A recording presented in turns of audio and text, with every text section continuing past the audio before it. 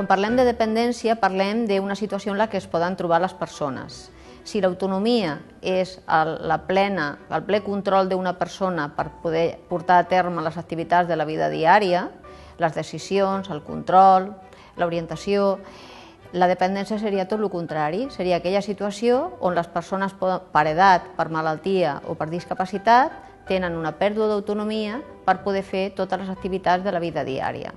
En aquest moment, a l'estat espanyol hi ha 8 milions de persones, més de 8 milions de persones que tenen més de 65 anys i es preveu que en l'any 2050 hi hagi més de 15 milions. Això situa el context.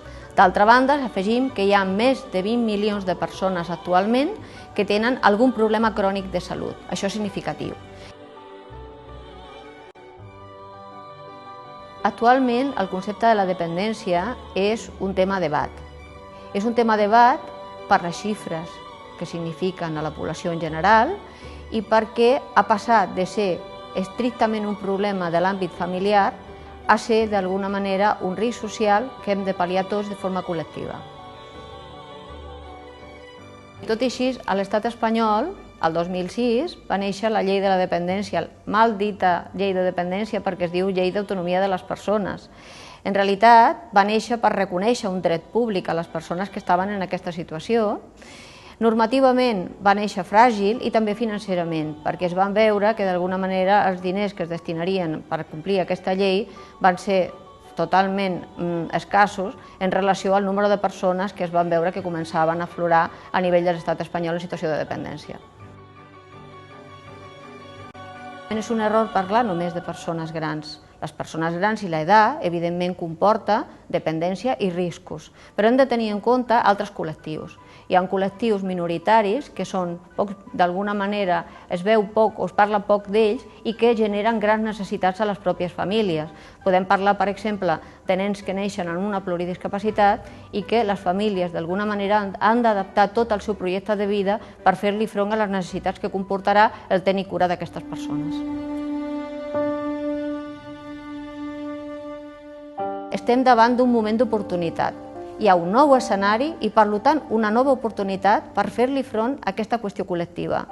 Per un costat, tenim aquest model familista del que hem parlat abans, que no el hauríem de trencar. Som diferents a altres models i, per tant, el que hem de fer políticament parlant i socialment parlant és tendir ponts per, d'alguna manera, mantenir aquest model cultural que tenim a l'Estat. D'altra banda, és un moment per considerar tota la qüestió política i econòmica. A nivell polític hem d'intentar, crec des de la meva opinió, tenir en compte que una malaltia, una situació de dependència pot comportar una desigualtat social. No és tan sol tenir recursos per atendre la dependència, és també preveure aquesta desigualtat. Hem de tenir en compte a nivell polític la desigualtat territorial. Tot no és Barcelona. A nivell de Catalunya hi ha desigualtats importants a nivell territorial. Després tenir en compte l'atenció a aquests col·lectius minoritaris des de la seva realitat, no des de la realitat de les grans estructures. I d'altra banda, crec que és molt significatiu a nivell polític tenir en compte un debat amb les entitats del tercer sector. D'altra banda, a nivell econòmic, crec que és una situació de cost-oportunitat, perquè en aquest moment s'estan destinant molts recursos econòmics a nivell d'atendre des de la salut a persones dependents que probablement fa repensar que necessitem un nou model integrat amb un model d'atenció centrada en la persona. Hi ha enquestes en què les persones dependents han dit què és el que volen i com ho volen. En una enquesta que va fer l'Inserso, més del 53% de persones deien «vull ser cuidada en el meu domicili amb serveis sociosanitaris».